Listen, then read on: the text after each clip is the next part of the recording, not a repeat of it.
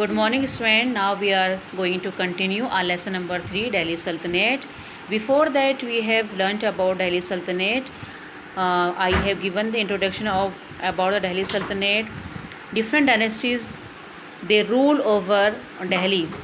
It has been started after the Second Battle of Tarain 1192 till 1526.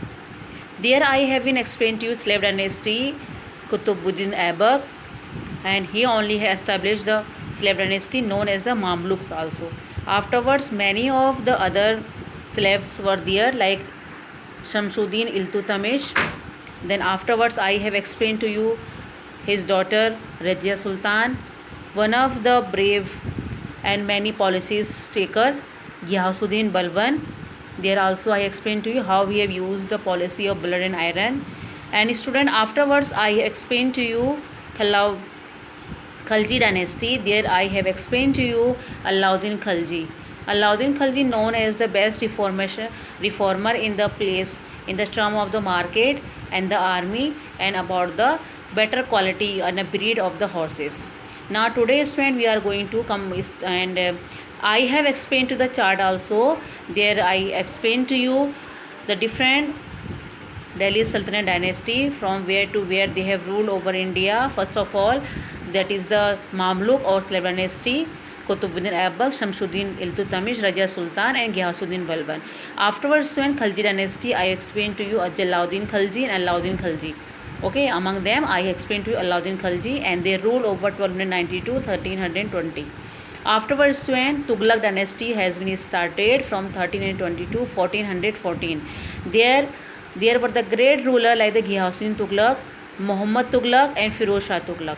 Among them, Muhammad bin Tughlaq and Firoz Shah Tughlaq, they were the great reformer and they known as with the different kinds of the policies in the Indian history, especially Muhammad bin Tughlaq.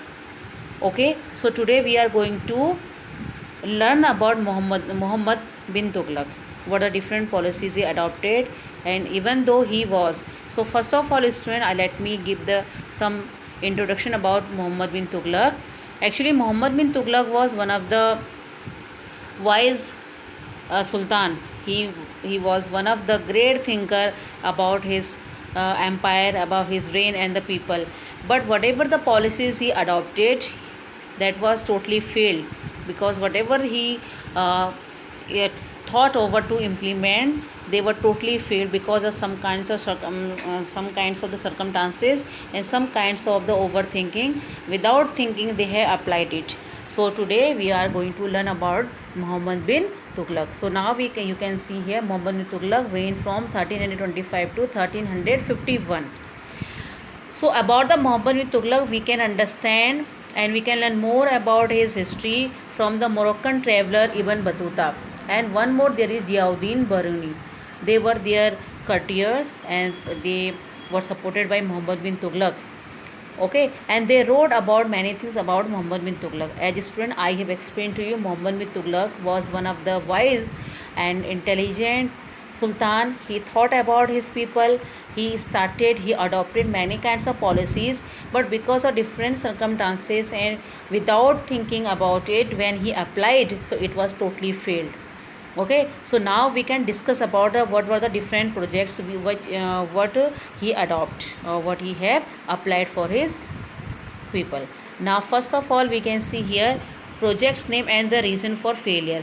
First of all, the transfer of capital from Delhi to Devagiri. So student, as we know, we are learning about the Delhi Sultanate. So all the rulers, those who have ruled over, they sit on the throne of the Delhi only. But Muhammad bin Tughlaq, he thought about to shift his capital from Delhi to Daulatabad or Devagiri in the Deccan place. And you know Deccan place in the Maharashtra, Madhya Pradesh, and this is something far from the Delhi place. Okay, so he just want to shift his capital from Delhi to Devagiri or Daulatabad. But what happened there? Because he thought over it, the location or the proximity of this one, it means it is totally beneficial for his people, and there he will get some kinds of other things easily. But it was totally failed. Why it was totally failed? The reason in behind it, the reason for its failure, because he didn't ask to take the official here. It means not officially, he just asked all the people to shift to this place. So it was not very easy. Okay, and from Delhi to uh, Devagiri, it's not easy place for all the whole the people of his empire. Okay, so that's why it was totally failed, and just it is written here, it became the impossible to control North India from Daulatabad. The northwestern territories could be protected from Mongol attack. The transfer was ordered in the summer. The hot weather and long journey, it means 1500 kilometer, caused the untold misery. Okay, so in this way, even though his idea was totally good, just it is given here, it was totally just Delhi in the northern side. Okay, Delhi is located in the northern side, so it can be saved, it can be protected from the Mongols. Just in this chapter many times I have explained to you about the Mongols. So if they are shifting the capital to Daulatabad or Devagiri, so in this way it may be something easy for them, or to protect the capital, the people, from the Mongol attackers. But as Muhammad bin Tughlaq asked to shift the whole people, it means the whole the generation and the all the population, so it was not easy to cover the 1500 kilometer in the summer season, and it was a long distance. Without thinking over it, he applied this one, so it was totally failed, even though his intention was to go to shifting capital from here to the Delhi to Devagiri. Now second, what was his failure? He just asked to introduce the currencies that can be increased in treasury or the money of the royal things, royal treasury.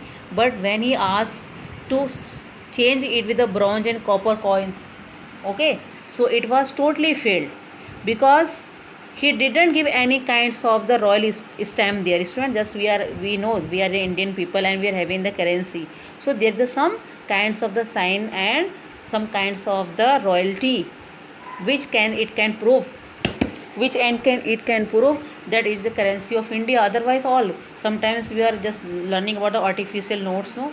Okay, so black money is there, so it is totally, so when till there will be no any kinds of stamp of the royal or from the king side, okay, officially it will not issue, so it can't be count as a government one, or it can't be counted as a official one, or it from the kings. But he asked the people to change the bronze and copper coins with the silver tankas, like this, which are having the same value as the silver tankas. Okay, so that's why it was totally failed. So in this way, student, we can understand what is given here. It is explaining to you about the different, what he asked the money, it means the people to change it. Okay, like it is given here, introduction of the total currency to overcome the shortage of the silver. However, all the coins had to be withdrawn. The Sultan offered to exchange all tokens coin with the silver coins. This caused tremendous loss to the royal treasury. Okay, he asked they can change with the silver coins, but the people, those who are having the bronze and the copper, they have started to make from their side, so it was totally failed. So now in this way you can understand what is the third point. This I will explain the next point.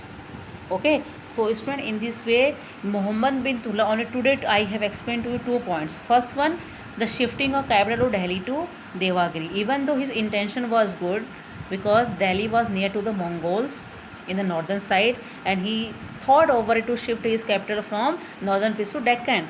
But he didn't thought about, he just asked to whole the people, whole population from his empire to move there, so it was not easy. Second one, I have explained to you about the currency. Okay, he asked the people they can change the currency of the bronze and the copper with the silver one, and without any royal stamp, without any royal sign, the people started to make their own kinds of the copper and the bronze currency. So it was totally the loss of the royal treasury. Now next one we will discuss in the third one. So student, in this way you can understand how Muhammad bin Tughlaq was one of the wise. He just thought something about his people, but he didn't think about what will be the result of all kinds of activities. That's why he had to say faced a great problem. Okay, so student, in this way you can understand from the starting whatever I have explained to you till now. We have learned about, we are learning about Delhi Sultanate. It means about, I have explained to you the slave dynasty. Okay, after slave dynasty we have learnt about the Khalji dynasty, and then today you have learned something about the Tughlaq dynasty. There I have explained to about the Muhammad bin Tughlaq. So student, in this chart you can understand, this is an important chart, how which kinds of dynasty. First one, the slave dynasty. Okay, from S you can write, then KH Khalji dynasty, and then TH Tughlaq dynasty. So we'll make the short trick about it. We'll afterwards I will explain to you. So till now you can understand this much. Thank you and have a nice day.